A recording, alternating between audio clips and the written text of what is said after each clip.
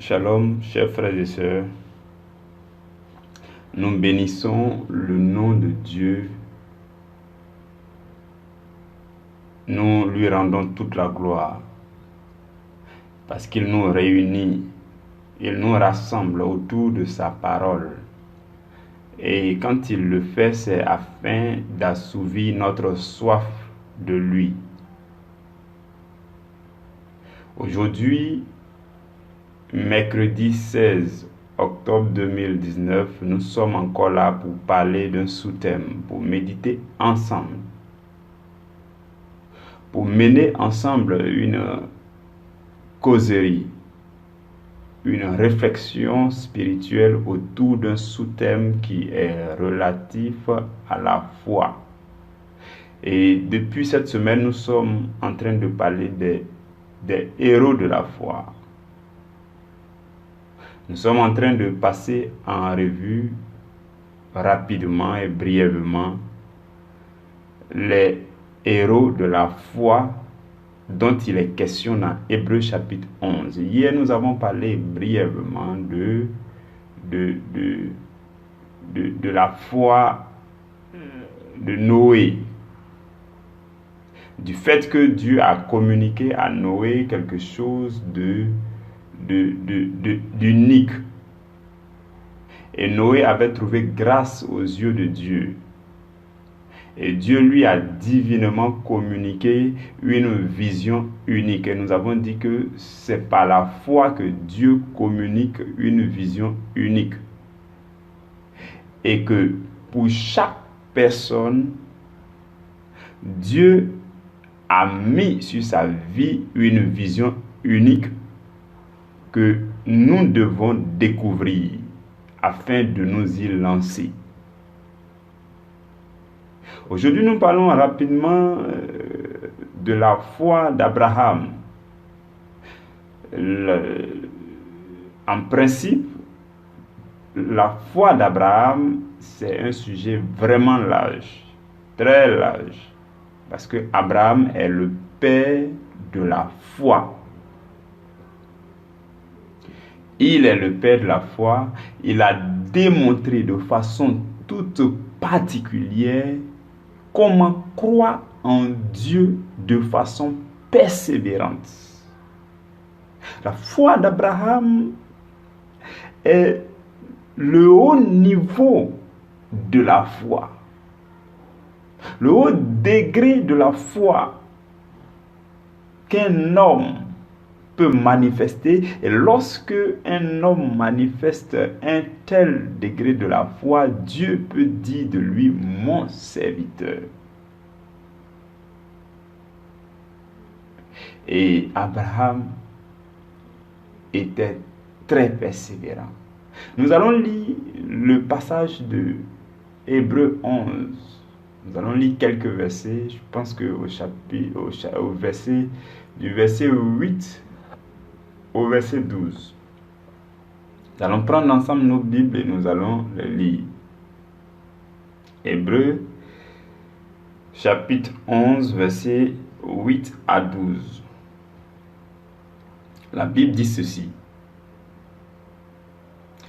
C'est par la foi qu'Abraham, lors de sa vocation, obéit et partit pour un lieu qu'il devait recevoir en héritage, et qu'il partit sans savoir où il allait.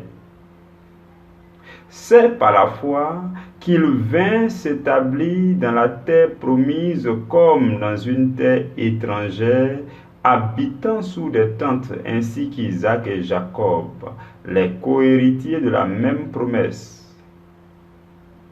Car ils attendaient la cité qui a de solides fondements, celle dont Dieu est l'architecte et le constructeur. C'est par la foi que Sarah elle-même, malgré son âge avancé, fut rendue capable d'avoir une postérité parce qu'elle crut à la fidélité de celui qui avait fait la promesse. Le verset 12 dit: C'est pourquoi d'un seul homme, déjà usé de corps, naquit une postérité nombreuse comme les étoiles du ciel, comme le sable qui est sur le bord de la mer et qu'on ne peut compter. Parole du Seigneur. Nous rendons grâce à Dieu. Frères et sœurs dans le Seigneur, il y a quelque chose qui est commun à tous ceux qui manifestent leur foi. Peu importe le degré de foi que tu manifestes, il y a quelque chose qui doit être commun à tout le monde, c'est l'obéissance à Dieu. Dieu s'est approché d'Abraham et lui a parlé. En leur temps, Dieu pouvait parler directement. Au temps d'Abraham, la loi n'était pas encore donnée. La loi a été donnée uniquement qu'avec Moïse. Et bien plus tard, Abraham a entendu Dieu lui parler. Comme aujourd'hui, tu peux entendre Dieu te parler.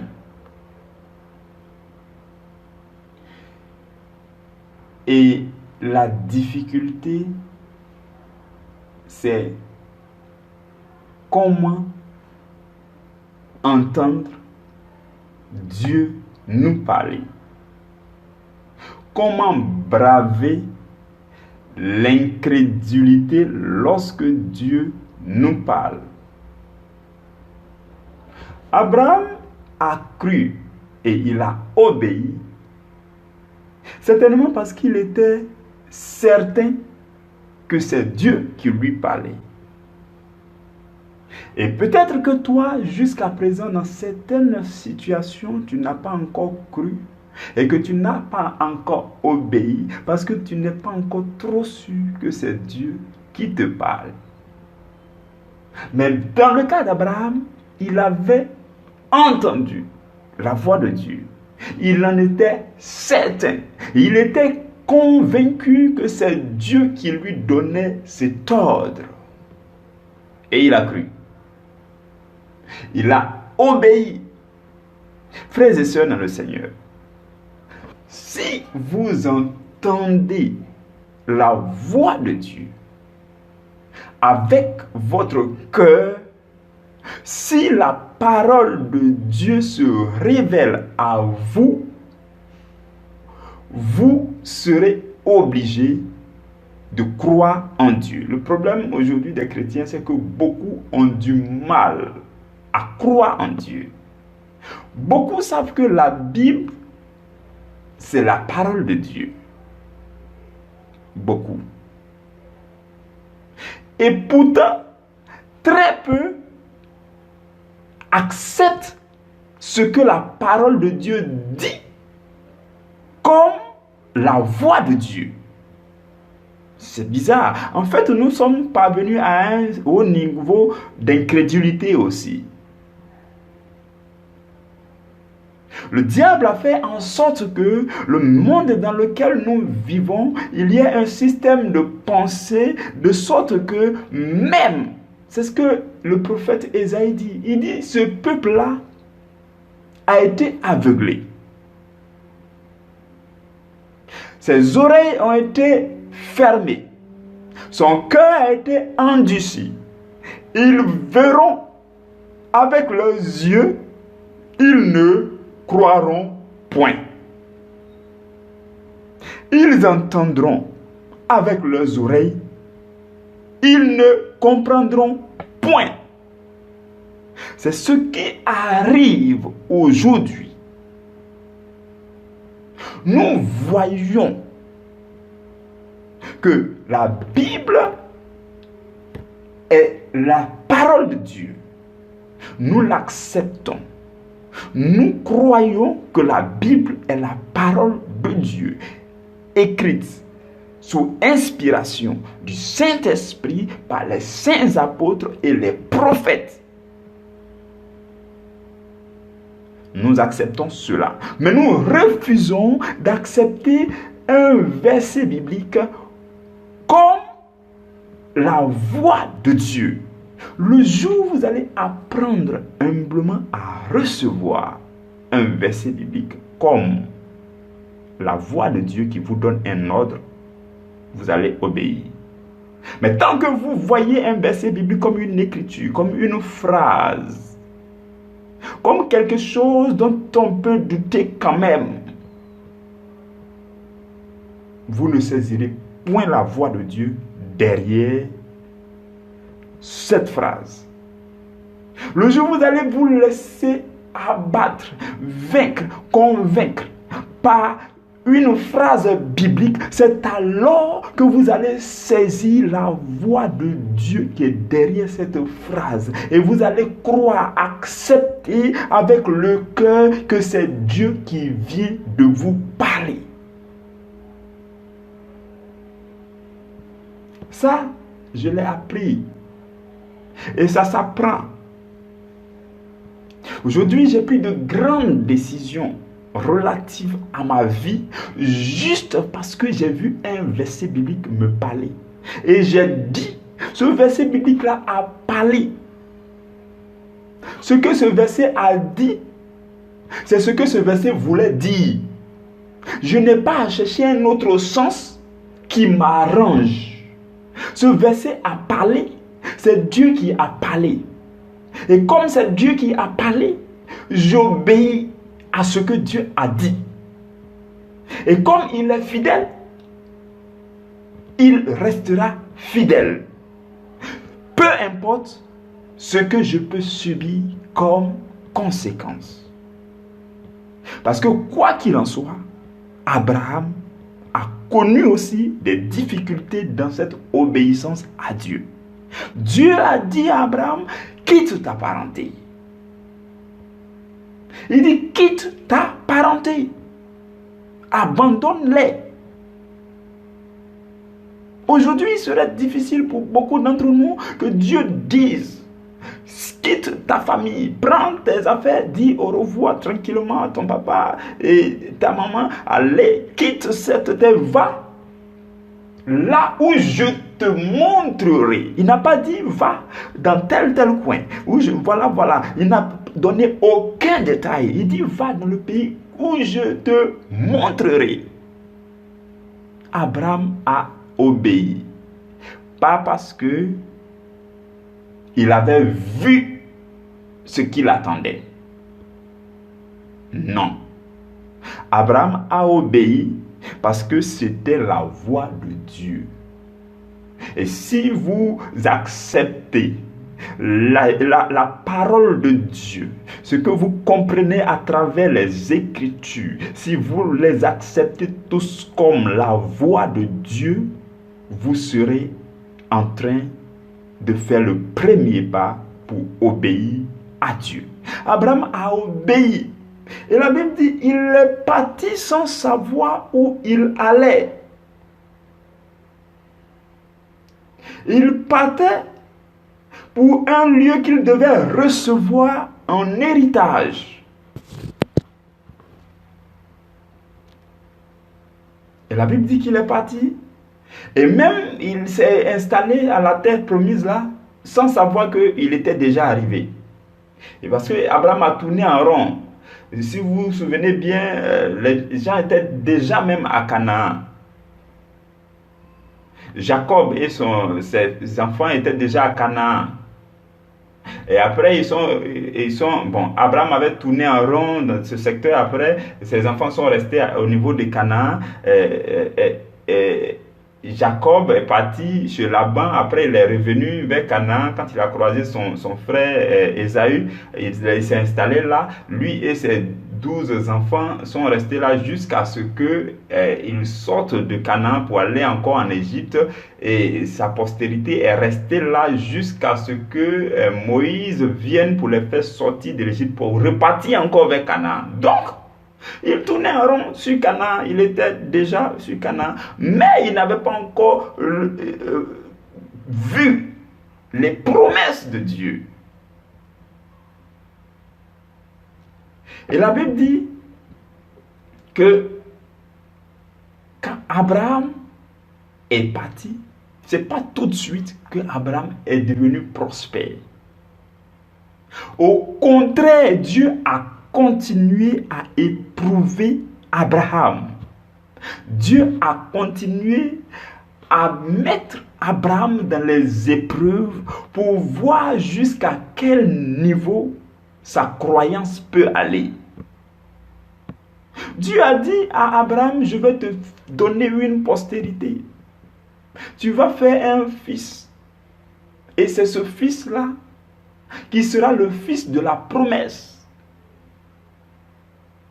Et c'est à partir de ce fils-là que je vais multiplier ta postérité.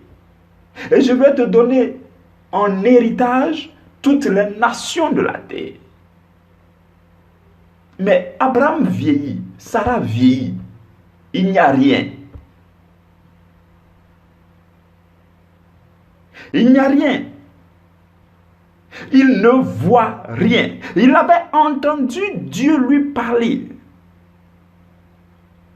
Il avait décidé d'obéir à la voix de Dieu qu'il a entendue derrière un verset biblique. Il a obéi. Et voilà qu'il ne voit rien. Et les gens se moquent de lui. Mais en fait, Dieu donne l'occasion à ceux qui se moquent de vous, frères et sœurs, parce que c'est la dernière occasion pour eux de se moquer de vous. Et s'ils ne se moquent pas de vous aujourd'hui, demain, ils ne pourront pas se joindre à vous pour chanter Hosanna à la gloire de Dieu.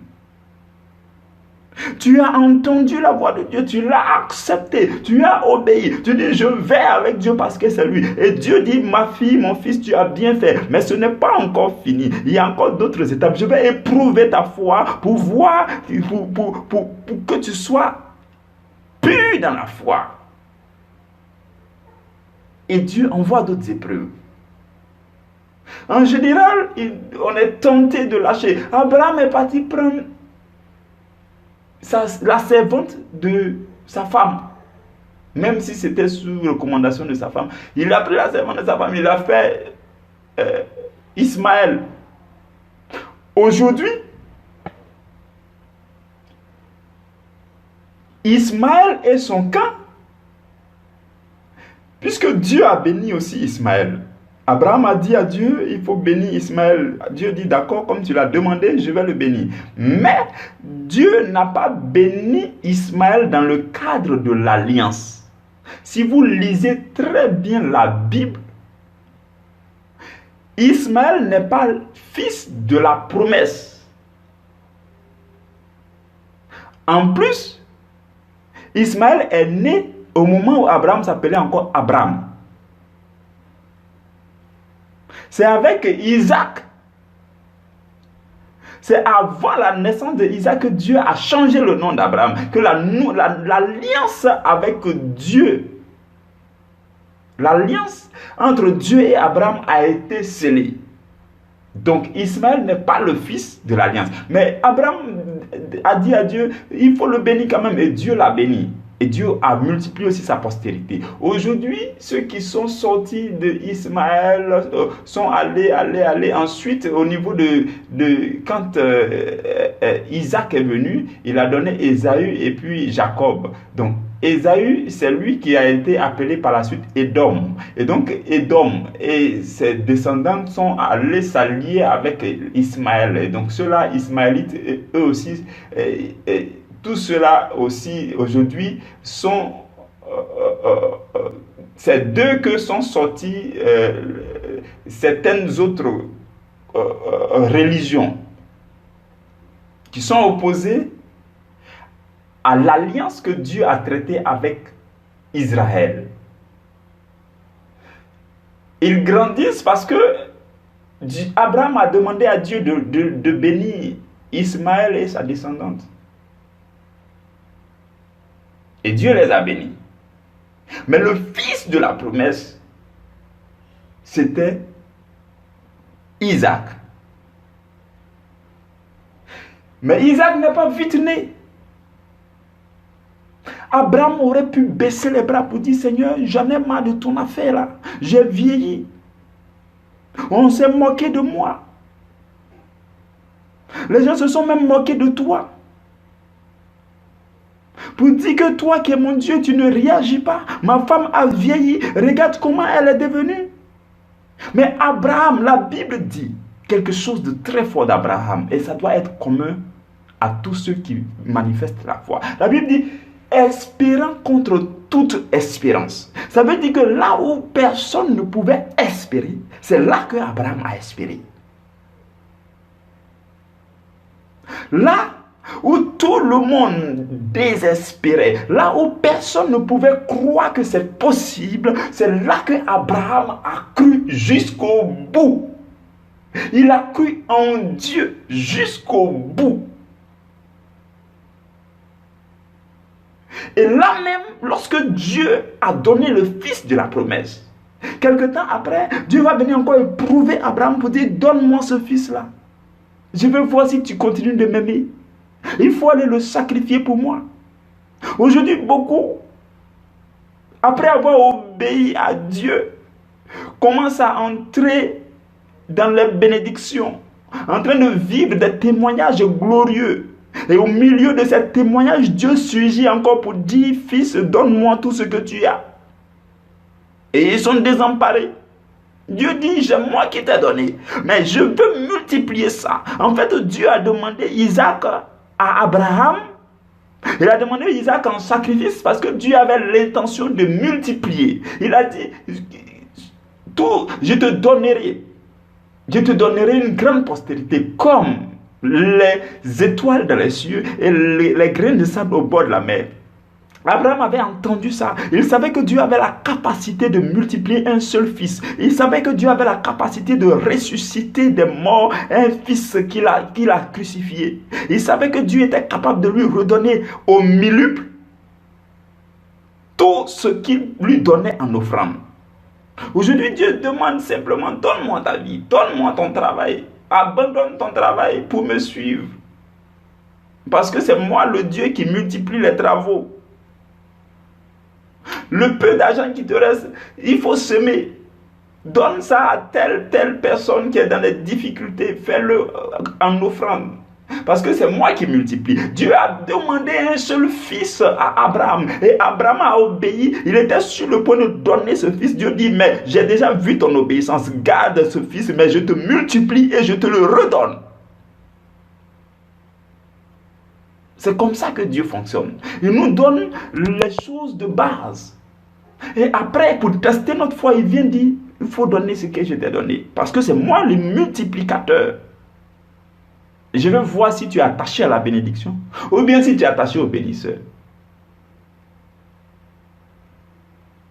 Dieu nous donne 24 heures, nous tous. Mais dans les 24 heures, il te dit, donne-moi 1 heure seulement en dans un temps d'adoration. Ou bien donne-moi 30 minutes dans un temps de méditation. Je veux voir si tu es accroché à ton temps ou bien si tu t'accroches au bénisseur, à celui qui donne le temps. Et non, nous disons, non, Seigneur, je n'ai pas le temps.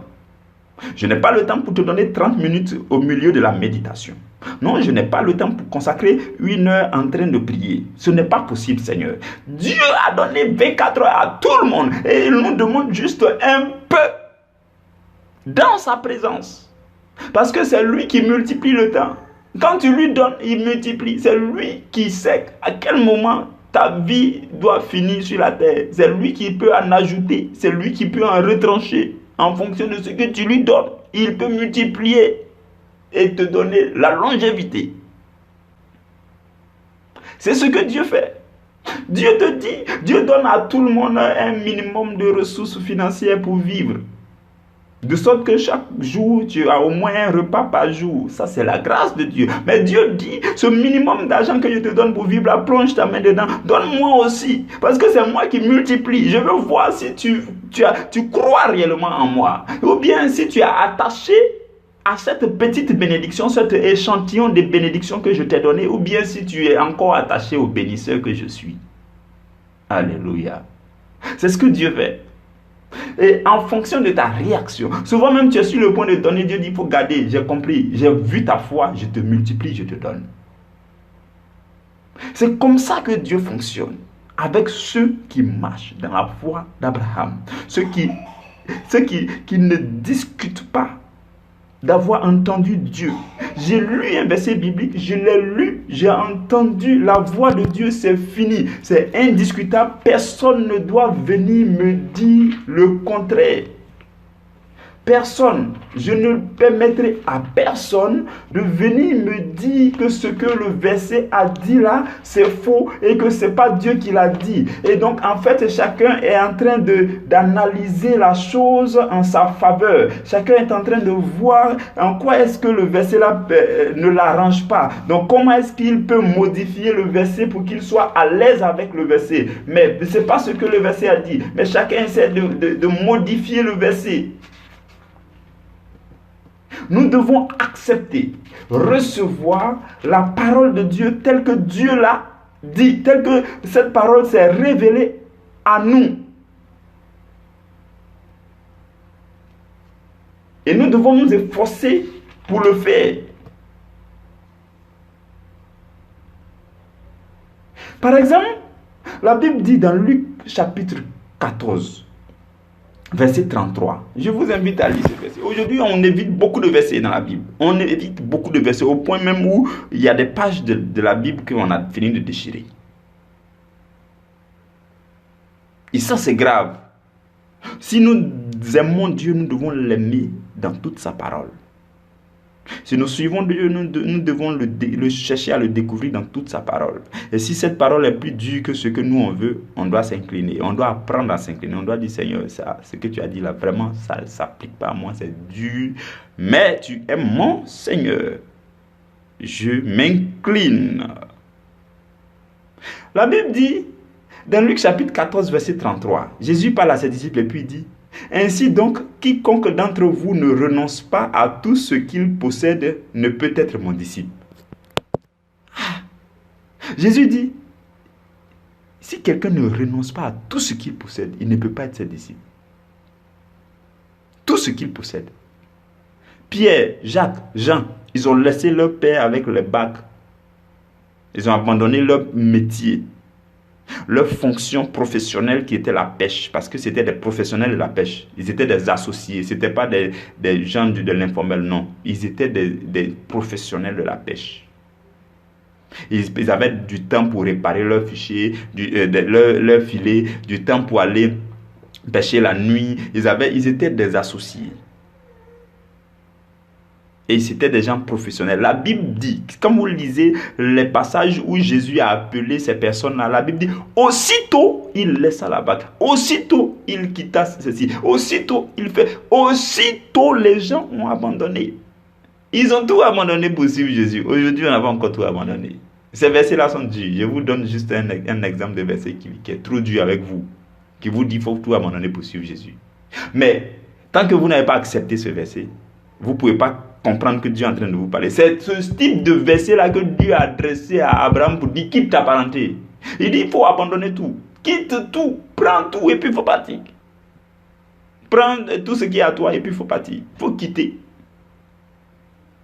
Frères et sœurs, aujourd'hui, par la grâce du Seigneur, nous avons vu un peu c'est quoi la foi d'Abraham. La foi d'Abraham, c'est une décision que tout le monde ne comprend pas. C'est vous seuls qui comprenez parce que c'est vous seuls qui avez pu entendre la voix de Dieu qui a sonné dans votre cœur. Et quand la voix de Dieu sonne dans le cœur de quelqu'un, il ne peut pas résister. Et il ne peut pas aussi expliquer ses actes. On ne peut pas comprendre ses actes. Mais il sait que c'est Dieu qui est en train de lui dire il faut faire ceci. Et il fait. C'est pourquoi la Bible dit que la foi, c'est une folie pour ceux qui ne croient pas. Paul dit clairement, il dit c'est une folie pour le monde, pour ceux qui périssent. Il te voit agir selon la foi et puis ils disent que mais est-ce que ça va chez lui? Est-ce qu'un boulon n'a pas sauté dans sa tête? Tu dis oui, c'est comme ça, le boulon là a sauté et moi-même j'ai sauté avec le boulon, nous sommes allés au royaume des cieux. Actuellement je ne suis plus au niveau du sol, je suis au-dessus de vous, donc c'est pourquoi vous ne pouvez pas me comprendre. Mais plus tard, bien plus tard, les gens sauront comment tu as agi.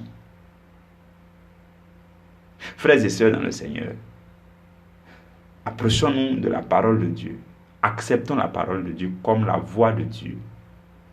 Dieu a parlé à travers sa parole. Nous ne devons pas mettre sa parole de côté pour chercher la voix de Dieu ailleurs. La première voix de Dieu, c'est dans sa parole.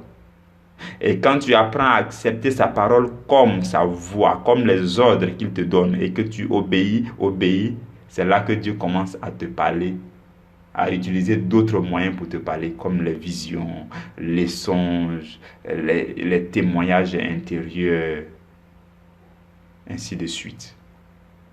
Frères et sœurs dans le Seigneur, je bénis le nom de Dieu pour ce temps de méditation, je lui rends toute la gloire. Ma prière est que l'onction contenue dans ce message te soit transmise entièrement, parce que la Bible dit que la parole est esprit et vie. Esprit et vie, ça veut dire que la parole transmet l'onction. La parole que vous écoutez vous transmet une certaine force intérieure qui vous permet d'aller de l'avant, de faire des choses pour la gloire de Dieu. Ma prière est que le peu des choses que tu as entendues en ce jour, que ces choses-là se transforment en toi en esprit et vie. Ces choses-là te donnent la motivation spirituelle, la force spirituelle qu'il faut pour aimer davantage le Seigneur. Seul le Seigneur doit être aimé, adoré, glorifié, célébré, magnifié, admiré, élevé, chanté. Adorons le Seigneur seul. C'est lui qui nous a appelés. Et c'est lui le consommateur de la foi. C'est lui qui nous guide, qui nous oriente, qui nous aime. Il nous aime tellement, il sait comment il nous oriente. Il sait pourquoi est-ce qu'il a tout fait pour que vous puissiez écouter ce message. Pour ceux qui ne l'ont pas écouté, il sait quel autre message ils doivent écouter pour qu'ils aillent de l'avant. Il sait aussi à quel moment ils vont tomber sur ce message d'aujourd'hui pour l'écouter. Il sait à quel moment vous avez besoin de quoi pour que ça vous serve. Et il vous attire vers les endroits où vous entrerez en possession de ce dont vous avez besoin. Que Dieu vous bénisse abondamment.